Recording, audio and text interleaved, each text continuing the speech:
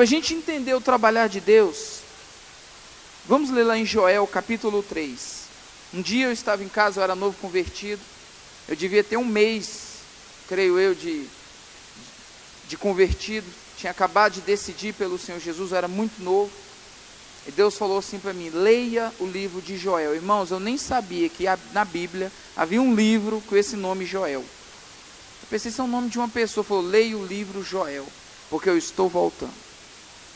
Irmãos, o Senhor Jesus está às portas, e o Senhor falou para mim: leia o livro de Joel, que eu estou voltando.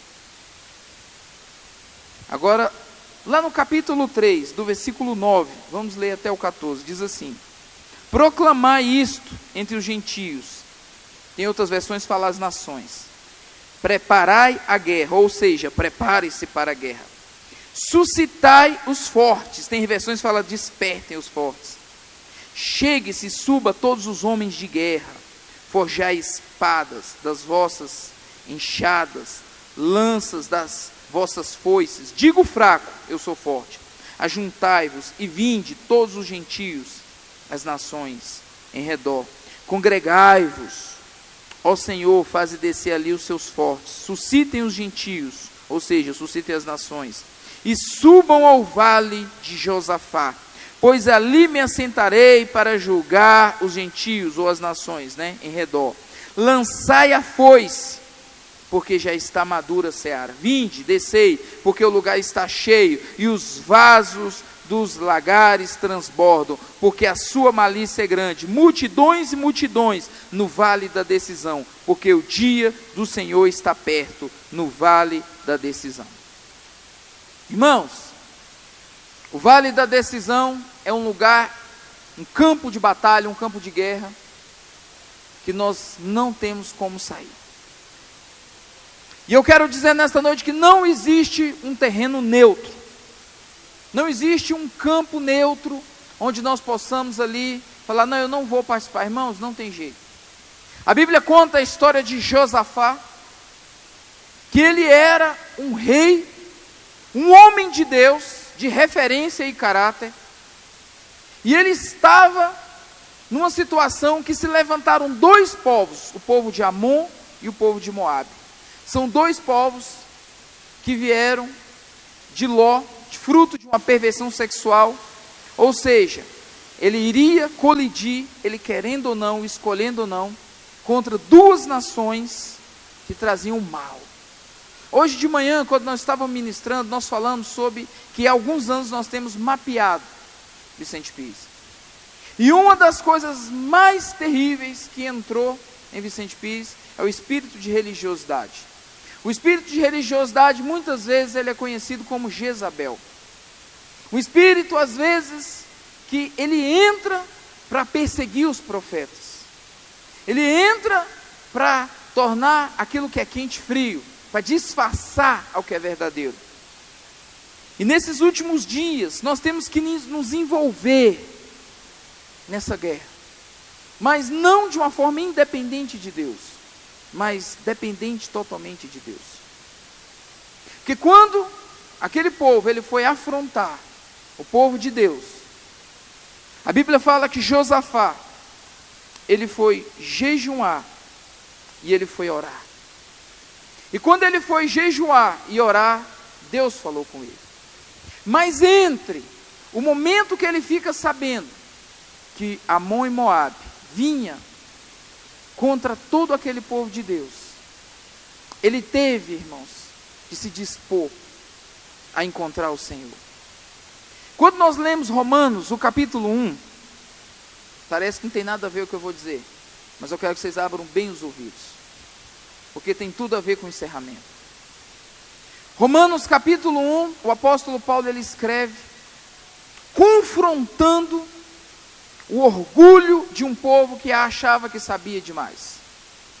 Ele escreve sobre a independência de Deus de um povo ingrato, que havia transformado a santidade de Deus, a graça de Deus, a criação de Deus, tornado menor do que era.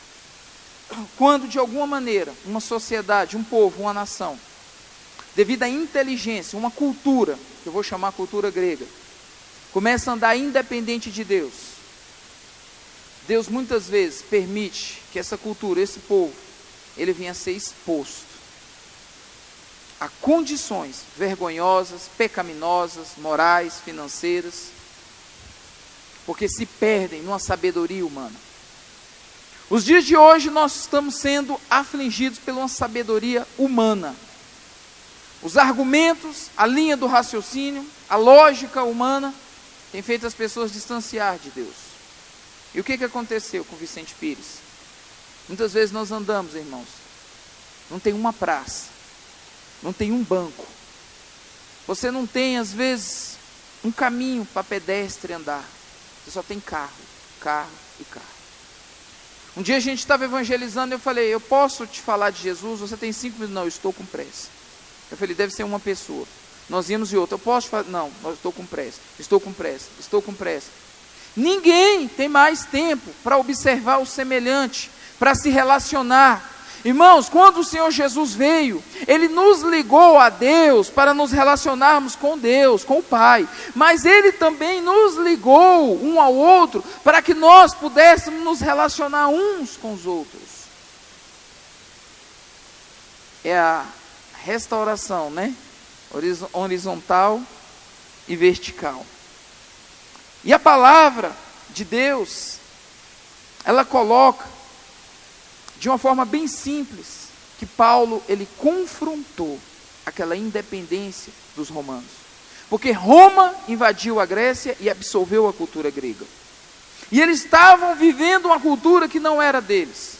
E eu quero dizer, irmãos, que existe uma cultura demoníaca querendo invadir os lares, as casas e até mesmo as igrejas. Mas hoje nós estamos reunidos aqui como resistência,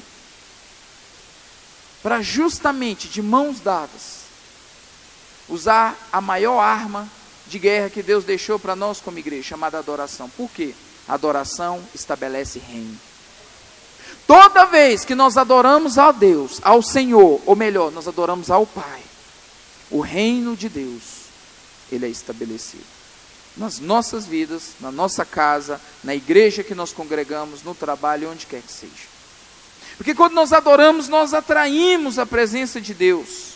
Nós somos gratos, nós temos atitude humilde, dependente. Irmãos, o chamado para a guerra é como se Deus estivesse falando assim, porque Deus falou para Josafá. Josafá se humilhou, orou. E quando ele orou de todo o coração, a Bíblia fala, em 2 Crônicas 7,14, que se meu povo, que se chama pelo meu nome, se humilhar, orar, buscar a minha face, se converter dos seus maus caminhos, eu ouvirei dos céus, perdoarei seus pecados e sararei sua terra. É um chamado para humilhação. E quando nós buscamos a face de Deus,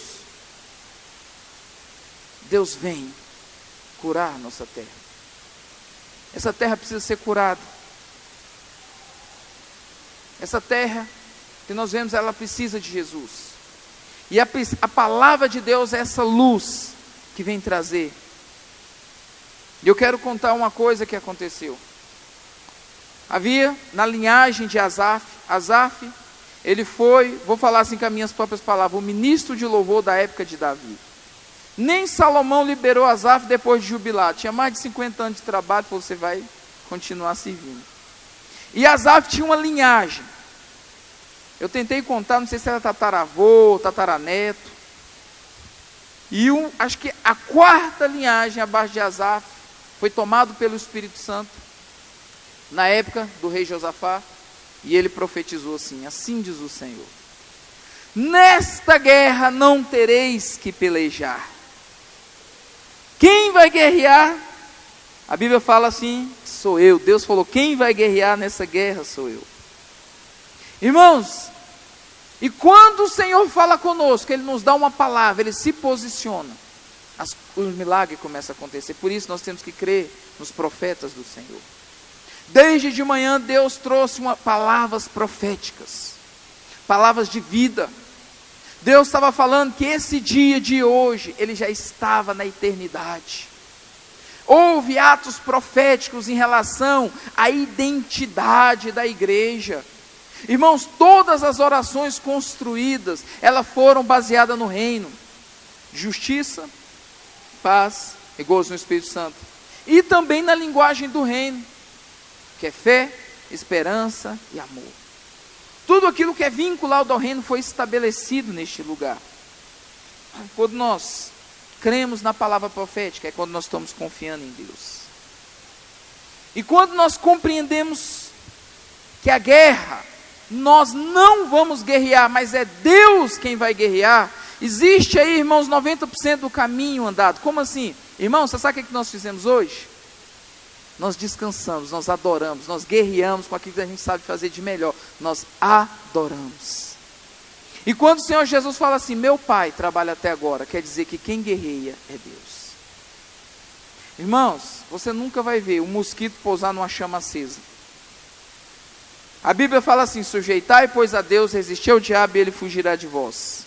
Sabe qual é o segredo? Quando a presença de Deus entra, o diabo tem que fugir. Quando a presença de Deus vem, ele tem que ir embora. E quando nós não tememos o inimigo, nós adoramos, ou seja, nós descansamos em Deus, o inimigo ele tem que ir embora. As resistências do inimigo vão cair. Pastor, então nós não precisamos fugir da colisão de jeito nenhum, ela já houve. E eu quero contar o final do dia de hoje, porque o que eu vou contar agora já aconteceu. Abre lá em 2 Crônicas, capítulo 20, versículo 14. Eu quero compartilhar com os irmãos o que já ocorreu.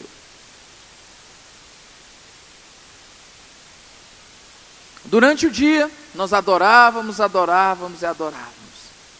E eu vou contar o que aconteceu aqui, na época de Josafá, para nós compartilharmos o que o Senhor já fez.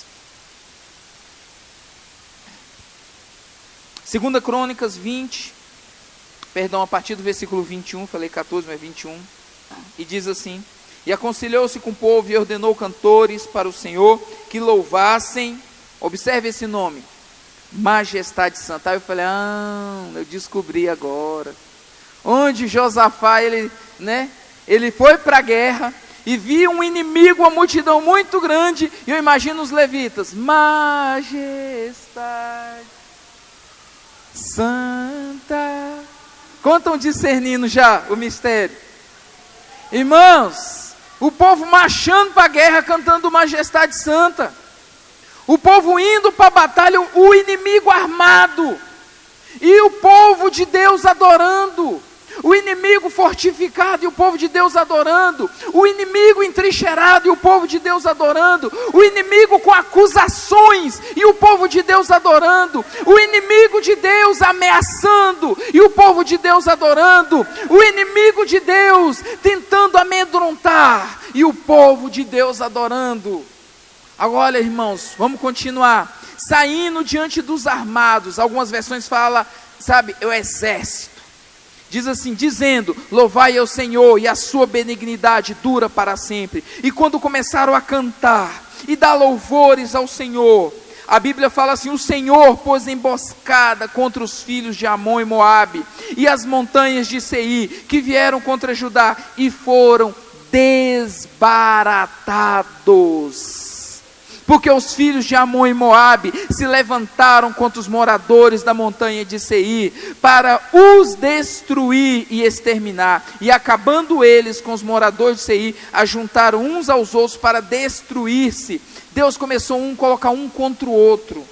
Nisso chegou Judá a Atalaia, no deserto, e olharam para a multidão, e eis que eram corpos mortos, que jaziam em terra, e nenhum escapou, e vieram Josafá e seu povo para saquear os seus despojos, e acharam entre eles riquezas e cadáveres em abundância, assim como objetos preciosos, e tomaram para si tanto que não podiam levar, e 3 dias saquear os despojos, porque eram muito.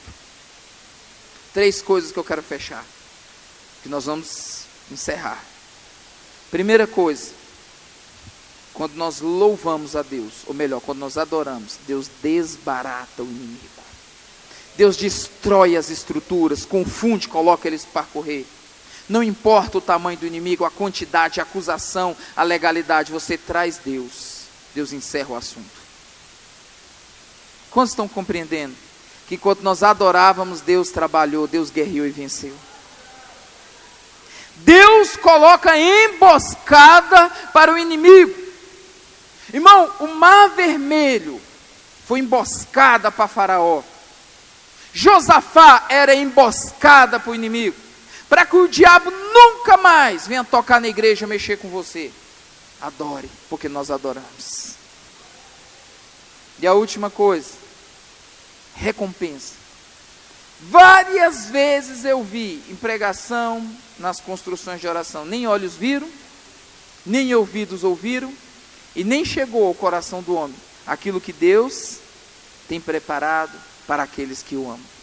Se Josafá tivesse desistido, corrido, não adorado, ele tinha perdido a recompensa. 3 dias para pegar os despojos de guerra, as riquezas do inimigo. Existem almas, existem vidas, existem famílias, pessoas para serem salvas. Se nós tivéssemos desistido, nada disso teria acontecido. A história faltaria esse pedaço.